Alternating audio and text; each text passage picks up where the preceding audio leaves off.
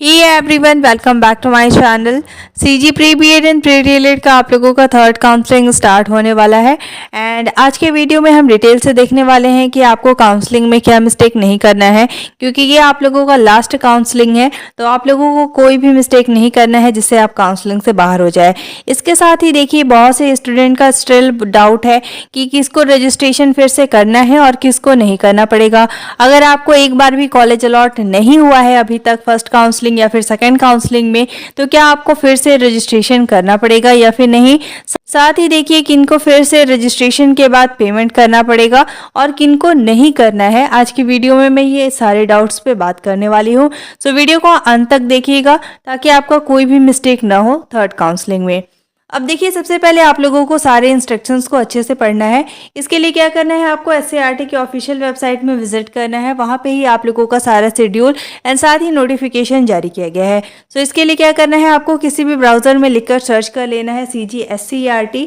जैसे ही आप CGSCERT लिखकर सर्च करेंगे, आपके सामने SCERT का पेज आ जाएगा।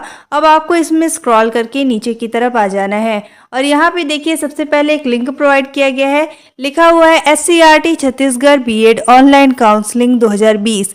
अब आपको इस पर क्लिक कर लेना है।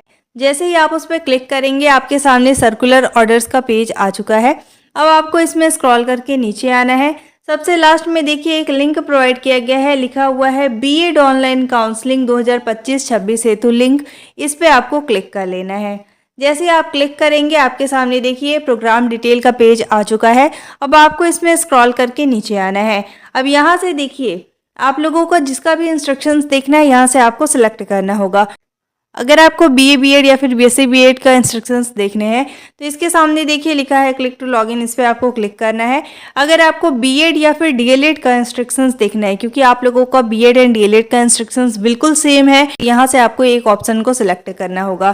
तो देखिए यहाँ पे बीएड एंड डीएलएड दोनों के ऑप्शन है, इसमें से एक ऑप्शन को आप सेलेक्ट कर सकते हैं। जैसे आप क्लिक करेंगे, आपके सामने इस तरीके से पेज आ चुका है। अब यहाँ पे देखिए आप लोगों का इंपॉर्टेंट इंस्ट्रक्शंस दिया है, साथ ही कितने सीट आप लोगों के बचे हुए हैं आप यहाँ से देख सकते हैं। एंड साथ ही आप लोगों का थर्ड काउंसलिंग का क्या शेड्यूल है, कब आपका फर्स्ट मेरिट लिस्ट आने वाला है, साथ ही आप लोगों को रजिस्ट्रेशन कब तक करना है, तो इसका यहाँ पे इंपॉर्टेंट लिंक आप लोगों को प्रोवाइड किया गया है। ये सारे पीडीएफ मैंने टेलीग्राम ग्रुप में शेयर कर दिया है, तो आप वहाँ से डायरेक्ट इसे ओपन करके चेक कर सकते हैं। टेलीग्राम ग्रुप का लिंक डिस्क्रिप्शन में गिवन है, आप उस पर क्लिक करके डायरेक्ट मेरा टेलीग्राम ग्रुप विजिट कर सकते हैं। ठीक है, तो यहाँ पे देखिए आप लोगों को इंस्ट्रक्शंस चेक करने के लिए सबसे पहले नंबर पे आप लोगों को एक लिंक प्रोवाइड किया गया है। उस लिंक पे आपको सिंपली क्लिक कर लेना है। तो देखिए यहाँ पे आप लोगों को फर्स्ट नंबर पे एक लिंक प्रोवाइड किया गया है विच इज़ इंपॉर्टेंट इंस्ट्रक्शंस। तो इस पे आपको क्या करना है, क्लिक कर लेना है। जैसे ही आप क्लिक करेंगे, अब देखिए यहाँ पे जो भी आप लोगों का इंपॉर्टेंट पॉइंट्स है यहाँ पे आप लोगों का मेंशन किया गया है। एक एक पॉइंट को बहुत ही बारीकी से आप लोग समझिएगा ताकि आप लोगों का कोई भी मिस्टेक ना हो। बहुत से स्टूडेंट काउंसलिंग में मिस्टेक करते हैं जिनके कारण उनको काउंसलिंग से बाहर कर दिया जाता है। ठीक है, यहाँ पे देख सकते हैं बीएड, डीएलएड, पीएससी बीएड और बीए बीएड सभी के लिए ये इंस्ट्रक्शंस आप लोगों का फॉलो होगा। ठीक है, इसमें देखिए सबसे पहले नंबर पे आप लोगों का लिखा हुआ है कि काउंसलिंग में आवेदन करने के पश्चात सबसे पहले आवेदन का प्रिंट लेकर उसे अच्छी तरह से जांच ले। मीन्स आप लोगों को काउंसलिंग में कोई भी मिस्टेक नहीं करनी है जब आप लोग काउंसलिंग फॉर्म अप्लाई करेंगे। पिछले बार भी बहुत से स्टूडेंट का कैटेगरी में एंड साथ ही आप लोगों का क्लास में मिस्टेक हो गया था, तो आप लोगों को वो मिस्टेक नहीं करना है। देखिए आप लोगों को किस तरीके से थर्ड काउंसलिंग करना है, कैसे कॉलेज को प्रेफरेंस देना है, which is very very important कि आप लोगों को इजीली कॉलेज अलॉट हो, तो उसके लिए प्रेफरेंस बहुत ज़्यादा मैटर करता है। ठीक है, अगर आपको नहीं पता है कि कॉलेज को प्रेफरेंस किस तरीके से देते हैं तो आप कमेंट में बता सकते हैं, मैं इसका एक सेपरेट वीडियो ले आऊँगी। ठीक है, तो देखिए आप लोगों को जब भी आप काउंसलिंग करेंगे तो इस पर एक डिटेल वीडियो आ जाएगा किस तरीके से काउंसलिंग करना है। उस वीडियो को आगे आप अच्छे से देख लीजिए। इसके बाद अगर आपको कोई भी पॉइंट समझ में नहीं आता है तो आप उसको कॉमेंट कर दीजिएगा, मैं उसको रिप्लाई कर दूंगी। इसके बाद ही आप लोगों को काउंसलिंग फॉर्म फिल करना है, कोई भी मिस्टेक नहीं कीजिएगा। ठीक है, तो यहाँ पे आप लोगों का यही बता रहा है कि काउंसलिंग में आप जब आवेदन कर लेंगे, मीन्स आप लोग काउंसलिंग फॉर्म फिलअप कर लेंगे, इसके बाद आप लोगों को उसका प्रिंट आउट लेना होगा। प्रिंट आउट करने के बाद आपको उसे अच्छे से रीचेक कर लेना है। इसके बाद देखिए, भरे गए जानकारी में यदि किसी भी प्रकार की त्रुटि होती है, मीन्स आप लोगों का कोई भी मिस्टेक अगर काउंसलिंग फॉर्म में हो जाता है, तो दिए गए हेल्पलाइन नंबर या फिर मेल के माध्यम से आप लोगों को वहां पे कांटेक्ट करना होगा। अपनी काउंसलिंग पासवर्ड किसी के साथ आप लोगों को शेयर नहीं करनी है। मीन्स आप लोग जब भी काउंसलिंग करेंगे तो वहाँ पे आप लोगों को एक पासवर्ड क्रिएट करना होता है एंड उस पासवर्ड को आपको किसी के साथ भी शेयर नहीं करना है, क्योंकि जब भी आप SCERT के ऑफिशियल वेबसाइट में विजिट करेंगे तो उसी रजिस्ट्रेशन नंबर और आपको पासवर्ड को डालकर वहाँ पे लॉगिन करना होगा। ठीक है, तो आप किसी के साथ भी पासवर्ड को शेयर नहीं कीजिएगा। इसके बाद देखिए, सेकंड नंबर पे आप लोगों का बताया गया है कि प्रत्येक चरण में अभ्यर्थी को 2 बार ही आवंटन दिए जाएंगे, which is really important points, जो कि बहुत से स्टूडेंट को समझ नहीं आता है और वो गलती करते हैं। तो यहाँ पे देखिए बताया गया है कि आप लोगों को प्रत्येक चरण मतलब अगर आपका फर्स्ट काउंसलिंग होगा या सेकेंड काउंसलिंग होगा या थर्ड काउंसलिंग होगा, जैसे आपका फर्स्ट काउंसलिंग हो चुका है, सेकेंड काउंसलिंग भी हो चुका है एंड थर्ड काउंसलिंग आप लोगों का होने वाला है, तो किसी भी चरण में आपको केवल 2 बार ही कॉलेज अलॉट होगा। यदि किसी कारणवश आपका रजिस्ट्रेशन निरस्त हो जाता है तो अगले चरण की काउंसलिंग में नया आवेदन कर सकते हैं, लेकिन आप लोगों का थर्ड काउंसलिंग के बाद अलग से फिर से रजिस्ट्रेशन करने का मौका नहीं दिया जाएगा, क्योंकि आप लोगों का लास्ट प्रोसेस चल रहा है। अब यहाँ पे ध्यान से समझिए कि आप लोगों का क्या बताया जा रहा है। ध्यान से समझिए, जैसे आप लोगों को थर्ड काउंसलिंग में मैक्सिमम 5 कॉलेज को सिलेक्ट करना है।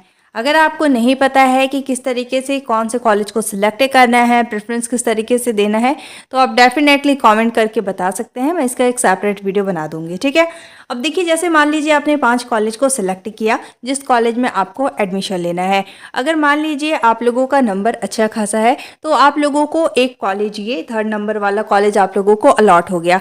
अलॉट होने के बाद फर्स्ट टाइम आप लोगों को कॉलेज को एक्सेप्ट और रिजेक्ट करने का दोनों का ऑप्शन प्रोवाइड किया जाता है, लेकिन मान लीजिए आपको उस कॉलेज में एडमिशन नहीं चाहिए, तो आप क्या करेंगे? आप लोगों को एक्सेप्ट और रिजेक्ट का ऑप्शन जो है वो प्रोवाइड किया गया है। रिजेक्ट वाले ऑप्शन पे आप क्लिक कर देंगे तो वहां पे आप लोगों का अलॉटमेंट लेटर जो है वो कैंसिल हो जाएगा।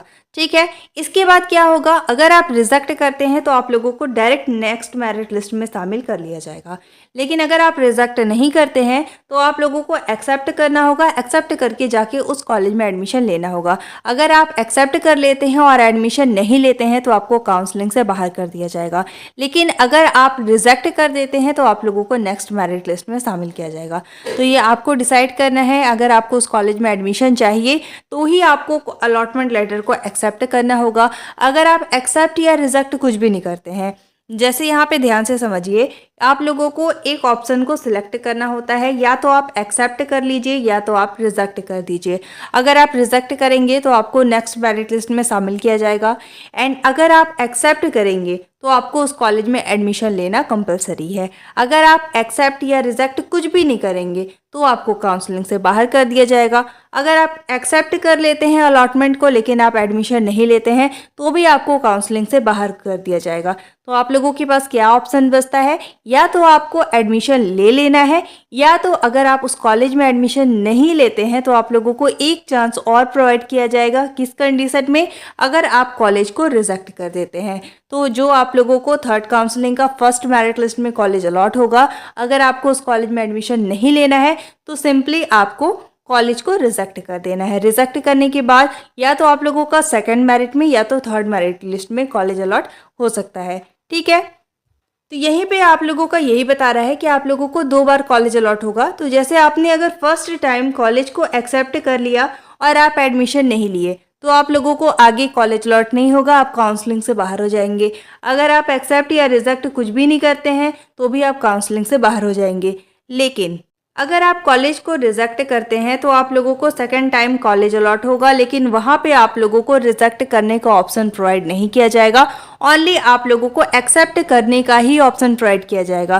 तो यही आप लोगों का यहाँ पे बताया जा रहा है कि प्रत्येक चरण में अभ्यर्थी को 2 बार कॉलेज आवंटित किया जाएगा, मीन्स 2 बार आप लोगों को कॉलेज अलॉट होगा।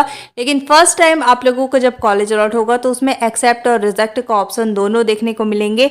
लेकिन अगर आप फर्स्ट टाइम कॉलेज को रिजेक्ट कर रहे हैं तो सेकेंड टाइम जो आपको कॉलेज अलॉट होगा उसमें आप लोगों का मैंडेटरी है कि आपको एडमिशन लेना है, अदरवाइज आप काउंसलिंग से बाहर हो जाएंगे, क्योंकि उसमें आप लोगों को सेकेंड टाइम कॉलेज को रिजेक्ट करने का ऑप्शन प्रोवाइड नहीं किया जाता है।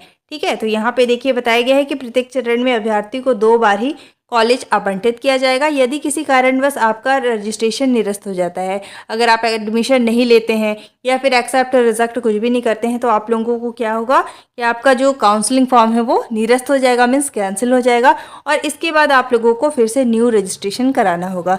ठीक है, इसके बाद देखिए थर्ड नंबर पे अलॉटमेंट लेटर से संबंधित आप लोगों का पॉइंट्स लिखा हुआ है। सबसे पहले नंबर पे है कि यदि आपका आवंटन होता है, मीन्स अगर आपको कॉलेज अलॉट होता है तो आपको एडमिशन दिवस के समय में आप अपने लॉगिन में जाकर व्यू अलॉटमेंट लेटर बटन में जाकर आपको आवंटित हुई जो संस्था है, मीन्स जो कॉलेज आपको अलॉट हुआ है, उसको या तो एक्सेप्ट करना है या फिर रिजेक्ट करना है। ठीक है, इसमें देखिए बताया गया है कि आपको एक्सेप्ट कब करना है, जब आप आवंटित संस्था में प्रवेश लेना चाहते हैं। आप एक्सेप्ट कब करेंगे, जब आप लोगों को उस कॉलेज में एडमिशन लेना है, और आप रिजेक्ट कब करेंगे, जब आपको उस कॉलेज में एडमिशन नहीं लेना है। इस चीज़ का आप ध्यान रखिएगा। और यहाँ पे सबसे इम्पॉर्टेंट पॉइंट बताया गया है, उक्त दोनों ऑप्शन में एक ऑप्शन आपको अवश्य चुनना है, मतलब एक्सेप्ट या रिजेक्ट आपको करना ही पड़ेगा।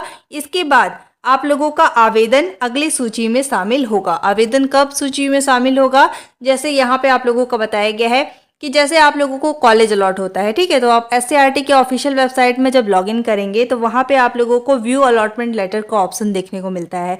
आप मेरे चैनल पे विजिट करके भी देख सकते हैं कि अलॉटमेंट लेटर किस तरीके से होता है, अगर आपको एक बार भी अभी तक कॉलेज अलॉट नहीं हुआ है तो।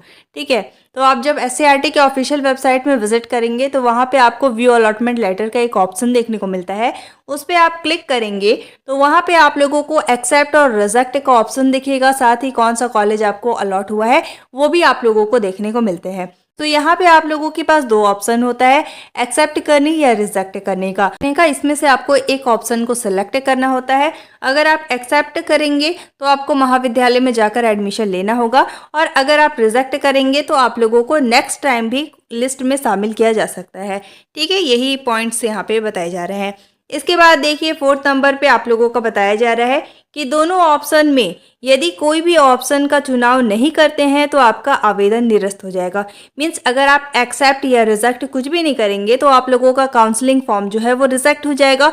इसके बाद आप एससीईआरटी के ऑफिशियल वेबसाइट में विजिट नहीं कर पाएंगे। ठीक है, तो आपने देखा होगा कि बहुत सारे स्टूडेंट का इनवैलिड क्रेडेंशियल शो होता है, क्योंकि उन्होंने एक्सेप्ट कर लिया है, फिर वो एडमिशन नहीं लेते हैं तो काउंसलिंग से बाहर हो जाते हैं। अगर आप एक्सेप्ट रिजेक्ट कुछ भी नहीं करते हैं तो भी आप काउंसलिंग से बाहर हो जाते हैं। इसके बाद एससीईआरटी के ऑफिशियल वेबसाइट में आपका प्रोफाइल लॉगिन नहीं होता है।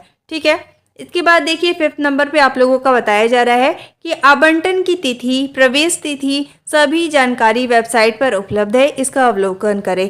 मीन्स आप लोगों का कब मेरिट लिस्ट आएगा, कब अलॉटमेंट लेटर आएगा, सो इसके लिए आप जो शेड्यूल आपका जारी किया गया है उसे आप विजिट करके चेक कर सकते हैं। मैंने टेलीग्राम ग्रुप में भी शेयर किया हुआ है। इसके बाद देखिए 6 नंबर पे बताया जा रहा है कि आवंटित संस्था को रिजेक्ट करने का ऑप्शन अभ्यर्थी को केवल एक बार ही मिलेगा। दूसरे आवंटन में उन्हें आवंटित संस्था में प्रवेश लेना अनिवार्य होगा। जैसा मैंने आपको बताया, आप लोगों को एक्सेप्ट या रिजेक्ट करने का ऑप्शन एक बार ही प्रोवाइड होता है।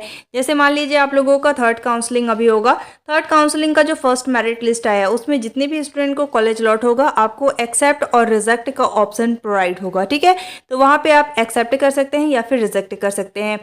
अगर आपको एडमिशन लेना है तो आप एक्सेप्ट कर लीजिएगा, अगर आपको एडमिशन नहीं लेना है तो आपको रिजेक्ट कर देना है।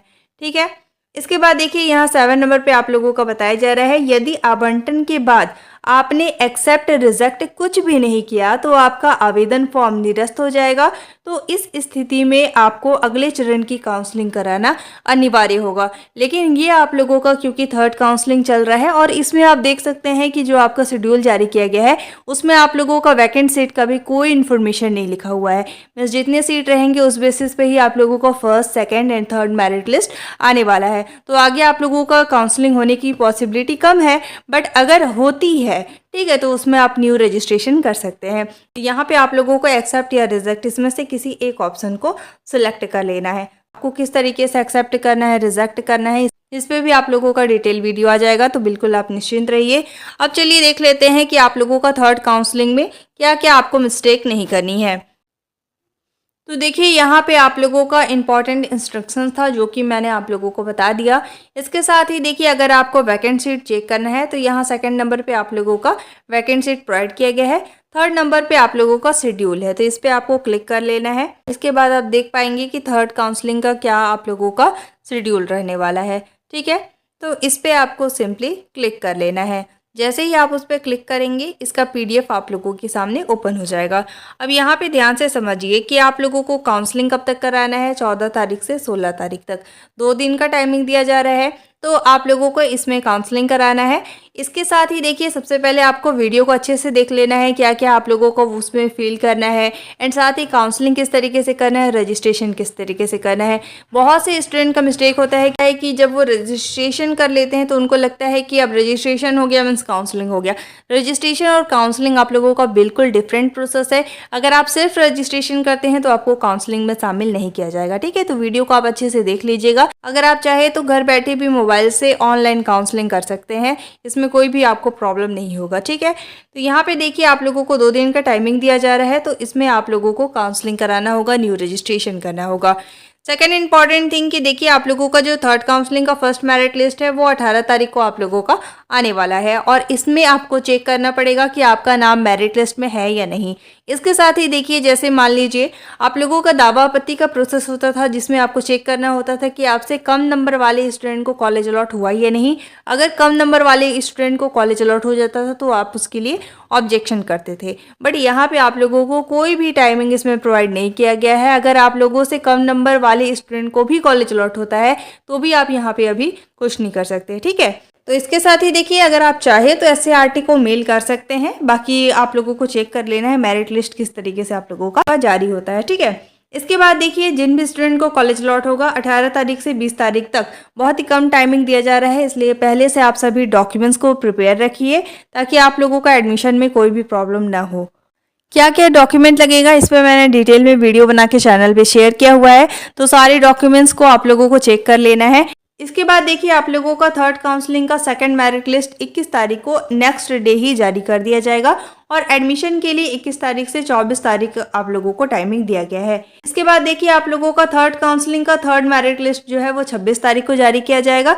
26 और 27 2 दिन का टाइमिंग दिया जाएगा एडमिशन के लिए और इसके बाद आप लोगों का एडमिशन यहाँ से क्लोज हो जाएगा। इसके बाद भी अगर सीट रह जाती है तो आप लोगों का आगे का प्रोसेस हो सकता है। ठीक है, तो ये आप लोगों का थर्ड काउंसलिंग का प्रोसेस चलने वाला है।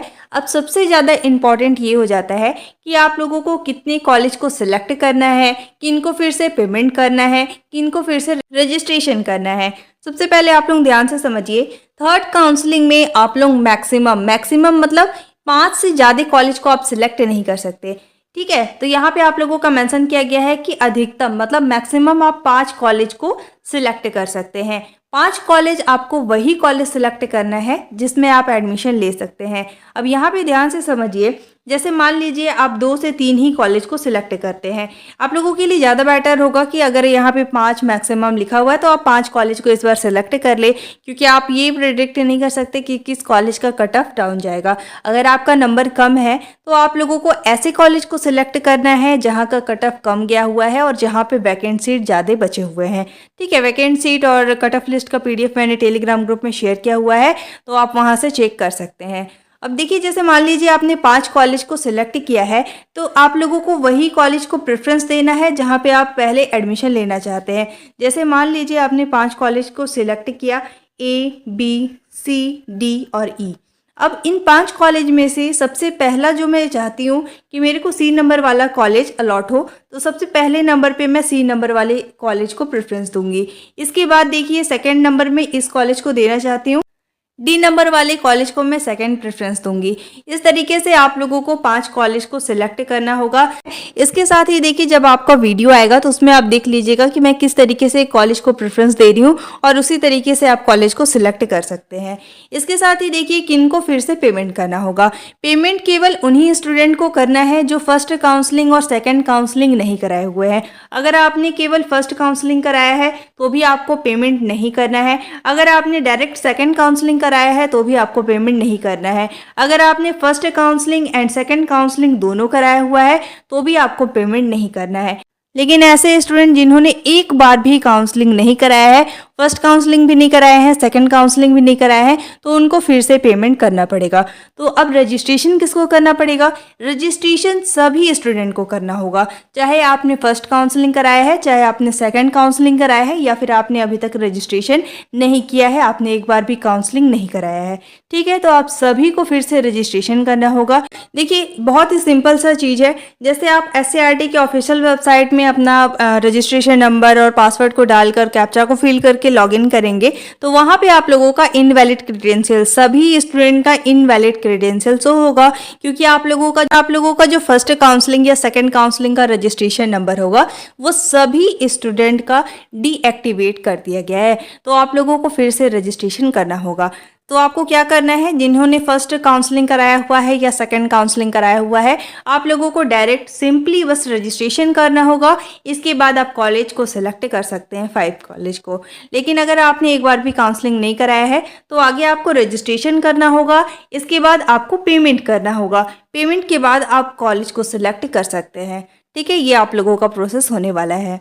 आई होप आपके ये सारे डाउट्स क्लियर हुए होंगे और इस वीडियो को आप ध्यान से समझिएगा और कोई भी पॉइंट अगर आपको समझ नहीं आती है तो आप कमेंट कर सकते हैं। एंड साथ ही ये जो इंस्ट्रक्शंस है, आपके जो शेड्यूल्स हैं, उसे मैंने टेलीग्राम ग्रुप में शेयर कर दिया है, तो आप विजिट करके चेक कर सकते हैं। और आप लोगों का जो वैकेंट सीट है वो जल्द ही साइट से हटा दिया जाएगा, इसलिए बेटर है कि आप उस PDF को या तो डाउनलोड कर लें या फिर आप मेरी चैनल पर विजिट करके कभी भी PDF को चेक कर सकते हैं। Thank you so much for watching. अब आपको इससे रिलेटेड कोई भी डाउट है, आपकी कोई भी क्वेरी है, तो आप कमेंट कर सकते हैं। एंड आप सभी को मेरे टेलीग्राम ग्रुप से ज्वाइन हो जाना है ताकि आपका कोई भी इन्फॉर्मेशन मिस ना हो। ये आप लोगों का काफ़ी इंस्टेंट प्रोसेस है एंड साथ ही आप लोगों का कोई भी चेंजेस होता है तो आपको मेरी चैनल के माध्यम से अपडेट कर दिया जाएगा। Thank you.